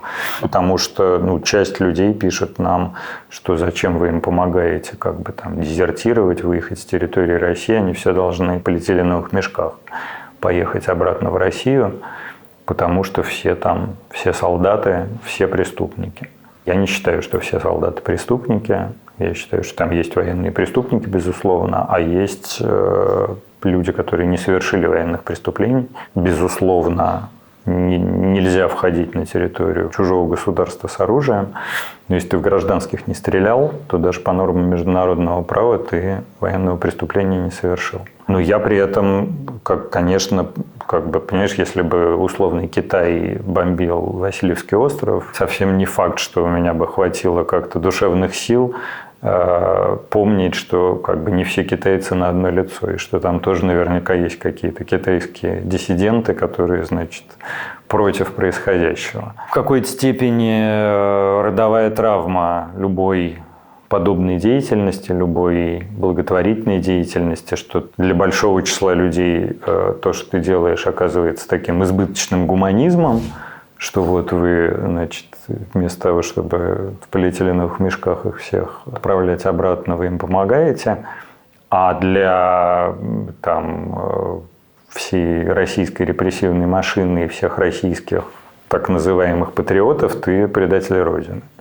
Следишь ли ты за ситуацией с мобилизованными в Украине? То, о чем пишет огромное количество украинских пабликов, люди, которые рассказывают про действия ТЦК, и видео, которые можно увидеть. Я на уровне обывателя за этим слежу. Я уверен, что Украина без меня разберется, без советов от гражданина государства, который напал на Украину. Украина как-нибудь разберется со своей мобилизацией. Это точно меня не касается.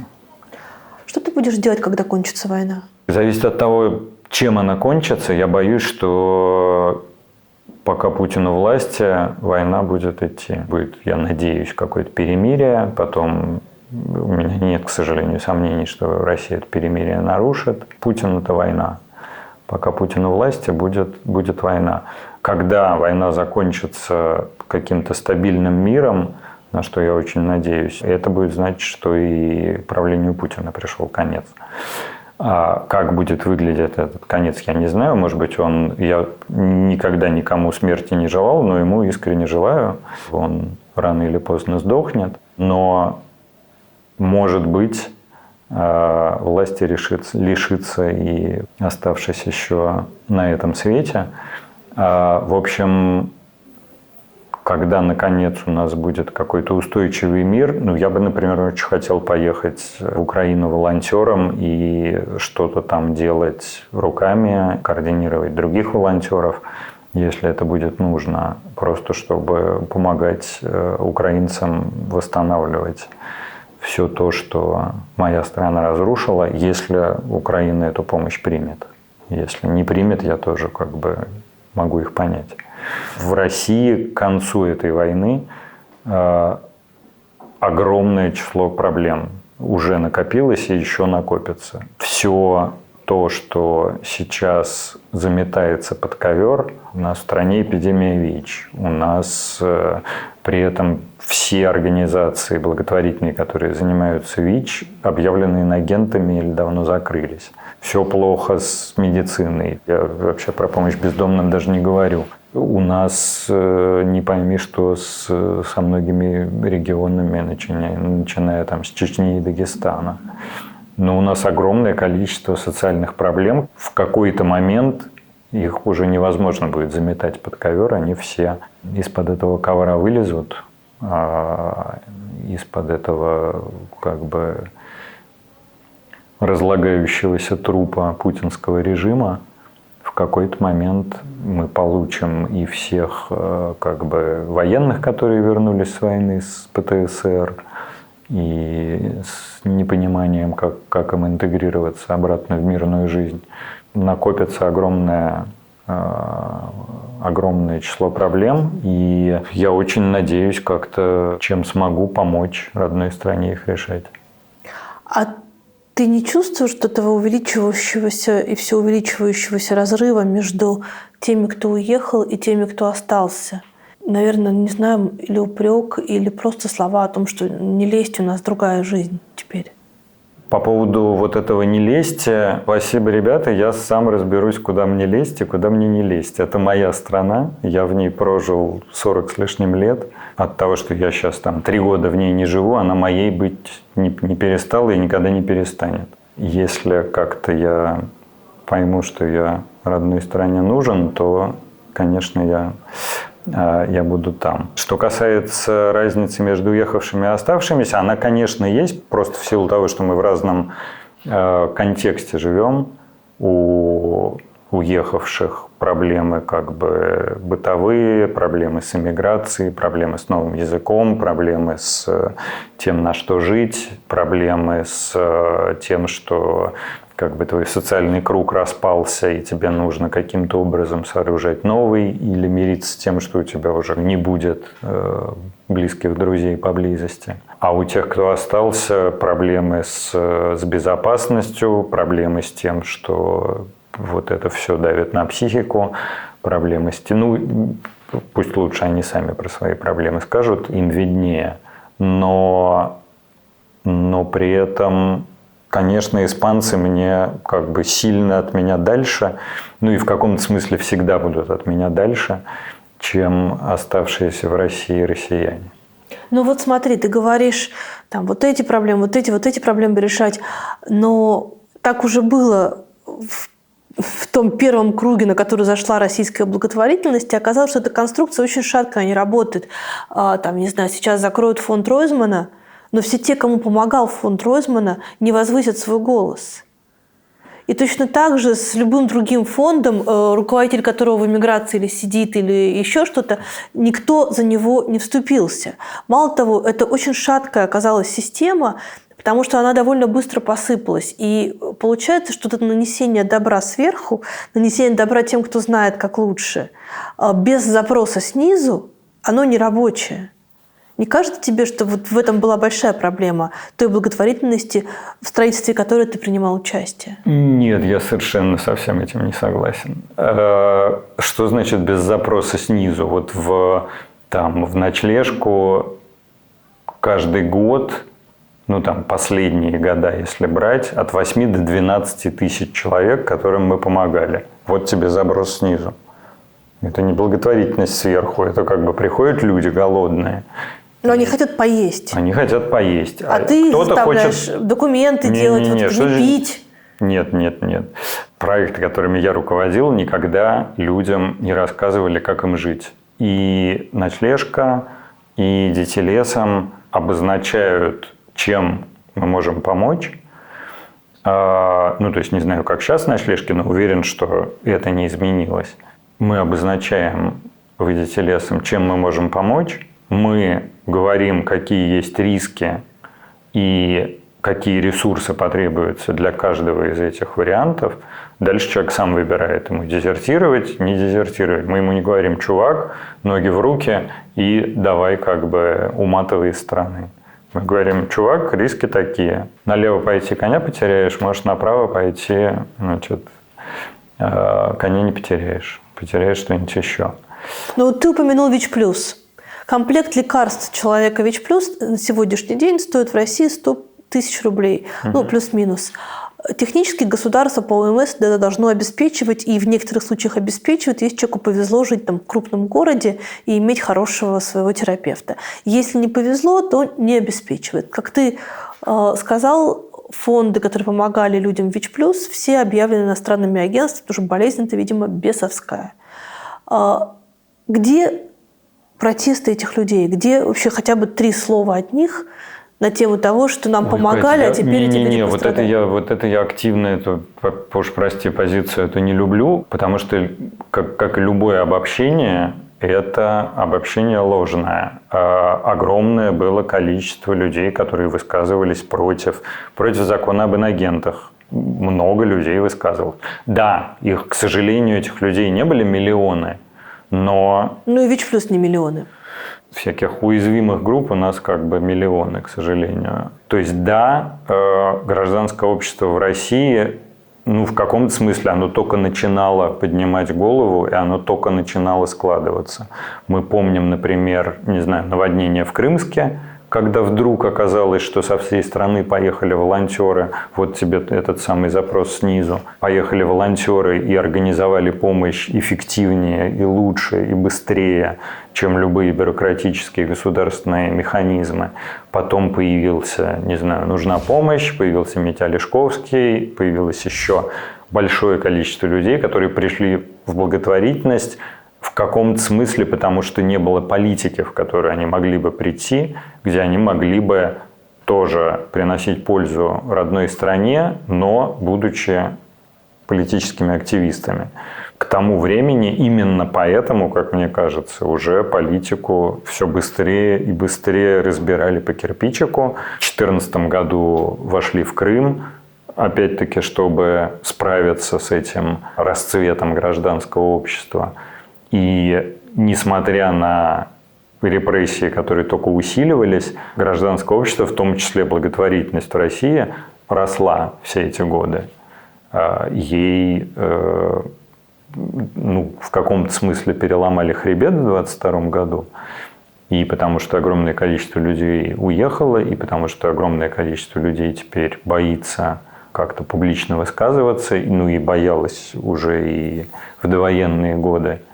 Но это все совершенно сознательно, как мне кажется, делалось ровно для того, чтобы никакого этого запроса снизу не было, а чтобы все вспомнили, кто тут хозяин, и что вообще у нас патерналистская на Руси издревле картина мира, государство-родитель, а дети – это граждане. Для меня почему-то одним из таких каких-то ключевых моментов в представлении того, как теперь будут выглядеть волонтерство и благотворительность, стали репрессии против волонтеров на туапсинских пляжах. Угу. То есть, если ты не так волонтеришь... Слушай, это... И репрессии против ужасно. волонтеров в Белгороде и в Курске. Угу. Тех, которые на камеру говорили о том, что примерно всего не хватает.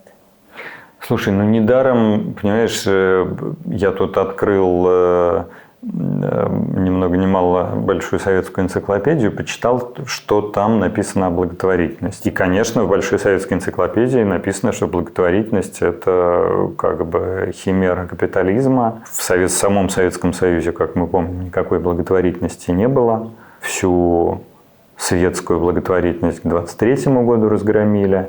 Всю церковную к 1928-му, 1928-му. И мы дальше жили в как бы парадигме, что никакие горизонтальные инициативы без команды сверху существовать не должны. Никакие благотворительные организации в принципе были невозможны просто на законодательном уровне. Потому что у тебя или величие государства главный приоритет, или у тебя человеческая жизнь и человеческое достоинство главный приоритет. Ну, то есть у тебя или авторитаризм, или гуманизм. Когда ты пытаешься это совместить, в какой-то момент они вступают в противоречие. Недаром в 21 году уже этого, понятное дело, века Лукашенко в Беларуси позакрывал почти все благотворительные организации, а какие остались как бы под жестким контролем государства теперь существуют. Похоже все, да. Ну, то есть ты вот говоришь про запрос снизу, ну, как бы, когда тебя все время за этот запрос снизу лупят по голове, когда ты как бы пытаешься объединиться вокруг какого-то хорошего дела, даже, вот, не знаю, давайте поможем ВИЧ-положительным людям, а тебя объявляют за это иностранным агентом, делают невозможным твою деятельность, то, ну, как бы в этих условиях говорить, что этого запроса снизу нет, это, ну, мне кажется, это неправильно. Если бы в стране уже была работающая демократия, и вот на выборах боролась бы партия, типа объявим все фонды иностранными агентами, и другая партия, которая бы говорила как бы в топку ваш закон об иностранных агентах, тогда да. А так у тебя, ну, по сути, вот эта отрыжка тоталитарной советской системы и люди, которые только-только начали как-то приходить в себя, и это гражданское общество, которое только-только начало складываться, и ему по башке, значит, сначала, ну, тут с разных точек можно отчитывать, но там сначала разгромили все СМИ, уже к какому там 2004, по-моему, году все федеральные каналы были у Путина как бы на коротком поводке. Потом отмена губернаторских выборов, потом закон об иностранных агентах. Ну, я многие остановки пропускаю на этом пути. Потом 2014 год Крым, болотное дело, Pussy Riot посадили. Ну и все больше и больше как бы людей по политическим, по сути, статьям и политическим делам, которые сидели по тюрьмам. Это не запрос снизу, нет. Это как бы все делают, чтобы этого запроса не появилось, а у тех людей, у которых он появился, чтобы они там уехали из страны или сидели тихо и не отсвечивали. Уже на самом деле много лет, как мне кажется, благотворительность в России чуть ли не последняя как бы отдушина, где, да, тебе уже давно нельзя как бы в контексте благотворительности говорить о борьбе с коррупцией или о наблюдении за выборами, а это тоже вообще-то общественные организации делали. Тебе нельзя говорить там о ВИЧ, вот как мы уже сказали. Почти все экологи немедленно с 2012 года оказались под ударом. Я, кстати, так и не поняла, почему. Ну, видимо, потому что это затрагивает крупный бизнес, а крупный бизнес у нас как бы давно аффилирован с властью. Одно из первых дел в рамках этого закона об иностранных агентах это была, по-моему, байкальская экологическая волна, такое объединение. Вот как бы вот иностранные агенты заботятся о чистоте воды в Байкале. Ты права в том плане, что у нас очень многие люди не понимают этой взаимосвязи между ходят какие-то оглашенные тут про воду в Байкале рассуждают, а у меня, значит, какие-то химикаты из крана текут. Это тоже как бы должно пройти время. Советское все это наследие не могло рассосаться, к сожалению, в одночасье. Ты работаешь над собой, чтобы у тебя на расстоянии оптика не менялась? Чтобы ты не выискивал в российской жизни только все самое ужасное, а видел или старался, по крайней мере, ее видеть той, какая она есть, сложной. Я стараюсь, и вообще, мне кажется, прикладываю достаточно усилий, чтобы моя картина мира скорее усложнялась, а не упрощалась. Мозг ленивая скотина и все время норовит свалиться в какие-нибудь обобщения, стереотипы. Поэтому, да, надо слушать и стараться слышать людей с другой точкой зрения. У меня точно бывают с этим проблемы. Я, конечно, очень ценю то, что у меня есть возможность созваниваться, в отличие, там, не знаю, от русских иммигрантов первой волны, созваниваться по видеосвязи с друзьями, которые остались в России. И я, собственно, а с некоторыми даже иногда видеться, потому что, слава богу, все-таки железного занавеса еще нет. Есть такой визовый занавес и ценовой занавес, но все-таки пока проницаемый. Но мне очень важно слышать и видеть своих друзей и своих там бывших коллег и сохранять вот эту какую-то, хочется верить, адекватную картинку реальности. По Питеру скучаешь? По Питеру очень скучаю. И друзей всех разметало, коллеги по большей части в Питере и в Москве остались. По Питеру очень скучаю, хотя уже меньше, чем там первый, второй год. И как-то, надо сказать, что Барселона меня радует своим модерном, потому что этот северный модерн, который больше не северный, такая петроградская сторона, которую захватили мавры. Какой был самый сложный момент? Черт его знает, у меня никогда не было тьфу-тьфу-тьфу такой депрессии, знаешь, когда люди лежат лицом в стенку и подняться не могут. Конечно, какие-то мрачные периоды бывают, но это все равно какое-то функциональное, слава богу, состояние. Вот сейчас очень многие люди еще, не вернулись, да, они в разговорах говорят, что они приняли для себя решение уже окончательно на тему того, вернутся они, если что-то изменится в России или нет. А ты вернешься? Мне кажется, что умозрительно довольно бессмысленно, для меня, по крайней мере, про это думать, потому что если вдруг там, не знаю, сейчас появится такая возможность, я, конечно, вернусь, но если такая возможность появится, а я скорее думаю, что она появится, там, не знаю, через 10 лет, черт его знает, потому что каким буду я через 10 лет, что будет за Россия, в которую можно будет вернуться через 10 лет, и на каких условиях туда можно будет вернуться, никто не знает. Конечно, я очень, очень надеюсь приехать и, по крайней мере, иметь возможность приезжать. Получится ли вернуться и жить как-то стационарно в России? Мне кажется, что это действительно настолько все сейчас умозрительный разговор, что особого смысла не имеет. Только если действительно человек решил, что нет, я ни в каком виде не вернусь. Но при этом жить на чемоданах, как мы видели по эмиграции первой волны, когда там какой-нибудь нежно мной любимый Георгий Иванов уехал в 21-м, кажется, году, и потом еще 35 лет ностальгировал и страдал. Так, конечно, не хотелось бы. Жизнь одна, другой не будет. Хочется как-то успеть порадоваться и в этой, а не только в какой-то следующей.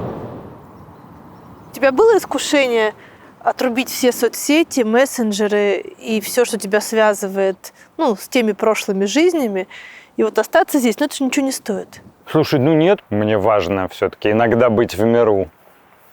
Мне хочется, как-то не только самому реализовываться, но и как-то видеть друзей, общаться, не знаю, ходить, смотреть на картины в музеях, людям помогать. То есть ты не устал от этого? Нет. И ты не чувствуешь тщетности своих усилий по исправлению мира? То есть, как будто получается, что ты целую жизнь положил, чтобы его исправить, а он все хуже и хуже. Мне кажется, если ставить себе задачу как-то исправить мир, то действительно довольно быстро ты разочаруешься в тщетности своих усилий. Интересно, что в кругу благотворителей довольно много было разговоров, особенно когда началась война, про то, что мы делали, все это было бессмысленно. я понимаю, как бы у меня тоже есть это разочарование, с одной стороны, но с другой стороны я знаю, что мы помогли огромному количеству конкретных людей. И это, ну вот ты берешь как бы человеческую жизнь. И не важно, что впоследствии стало с этим человеком. Я сейчас объясню, приведу пример. Куча денег тратились, например, на детей, которые болеют раком. И я знаю очень много случаев вылечившихся детей, которые отправились на фронт.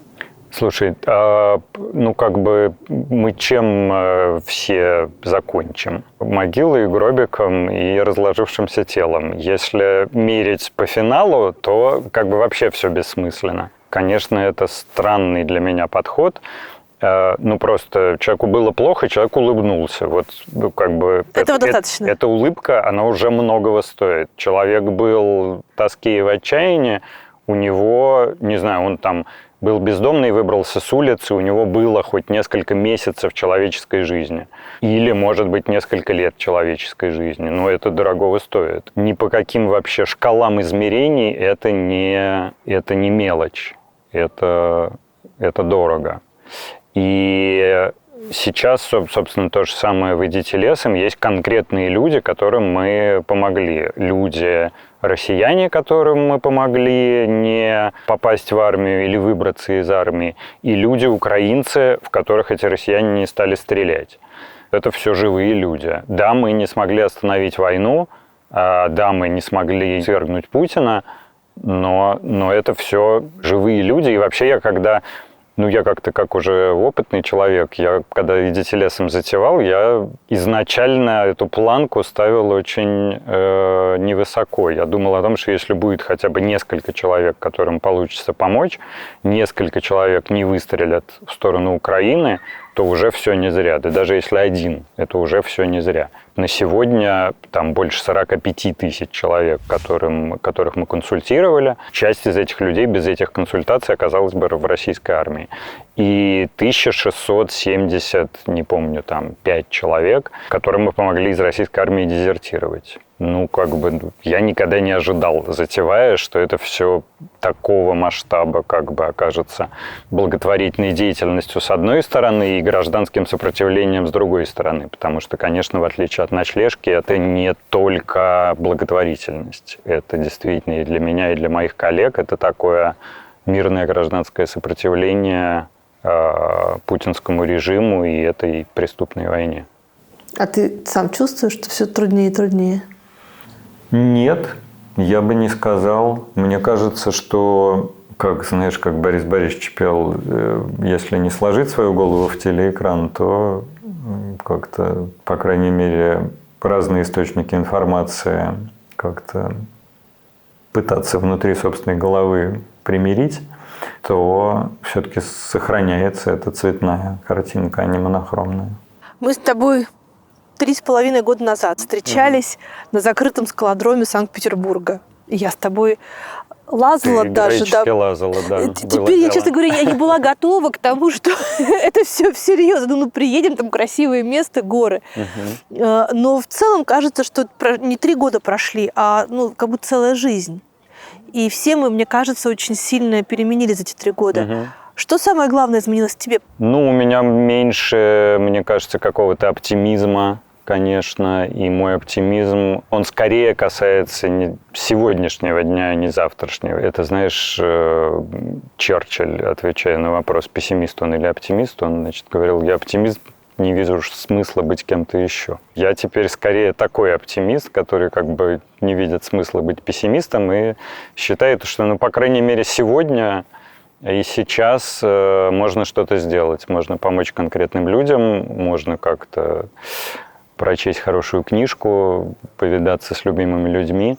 А на длительной дистанции у меня, конечно, сейчас скорее пессимистичный взгляд на мир. Мне кажется, что еще во многих из нас отрос такой авантюризм, потому что где я буду, не знаю, через несколько месяцев, где в этот момент будут любимые люди, каким образом я буду зарабатывать себе на жизнь, черт его знает. Я стараюсь как-то в том числе и в этом находить плюсы. И на самом деле это, какое-то очень ценное мне качество, которое заставляет жить не когда-то там завтра, как мы все привыкли, а сегодня. Потому что не будет другого сегодня, не будет, надо сейчас жить.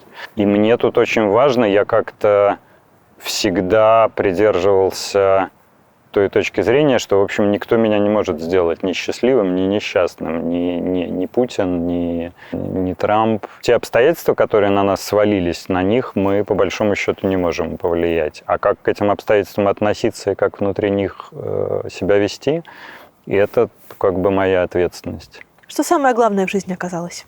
Что ты назначишь самым главным в жизни, то для тебя и самое главное в жизни. Никакого универсального, мне кажется, ответа на это нет. Я бы сейчас, наверное, ответил, что доброта самое главное в жизни. На что ты надеешься, Гриш? Да черт его знает, я как-то не то, чтобы я на что-то, кажется, надеялся. Я, кажется, ни на что уже не надеюсь. Я просто знаю, что довольно много всего можно вообще-то сделать. Довольно много всего можно успеть увидеть, почувствовать, испытать за то время, которое как бы еще осталось тут вот провести. Это, знаешь, была прекрасная, мне кажется, крестьянская поговорка «Умирая, рожь сей». А вот это, мне кажется, очень важным. В этом нет никакой надежды, но как бы сначала посей, потом сдохни. То есть проигравшим, а значит обессиленным, ты себя не чувствуешь? Нет, я не чувствую себя проигравшим. Какой я проигравший? У меня 2 руки, 2 ноги. Я вон тьфу-тьфу-тьфу 8А залезу на следующей неделе. У меня масса друзей, у меня живы родители, у меня есть как бы осмысленное дело. Камон, как бы... Какой я проигравший, я, мне кажется... Дома нет? Счастливый человек. Дома нет, и непонятно, когда он как-то отрастет обратно, потому что дом – это же не 4 стены, это какое-то ощущение и состояние специальное. Но в какой-то момент будет и дом. А не будет дома, ничего, я как-то, буду в каком-то смысле бездомным. Мы с тобой об этом говорили 3 года назад, но мне интересно услышать, поменялось ли что-то для тебя. Что все-таки важнее, милосердие или справедливость? Да нет, слушай, ничего не поменялось. Я уверен, что я также отвечу. Конечно, для меня милосердие важнее. Справедливость супер важная штука, но милосердие важнее. Я уже мне не 20 лет. У меня... Ты в справедливость не веришь? Нет, я верю в справедливость, просто мне кажется, что ответы на эти вопросы у меня уже не поменяются. Я уже довольно взрослый мальчик, и в этом смысле я устоялся. И я неспроста сказал про доброту, потому что мне действительно кажется это супер каким-то важным качеством, которое я ценю в людях, и... как-то надеюсь, что во мне оно тоже есть. Если справедливость, не знаю, предписывает какое-то наказание, мне все равно ближе какая-то позиция более милосердная. Можно иногда как-то поступить добрее, чем предписывала бы суровая справедливость. Свобода или стабильность?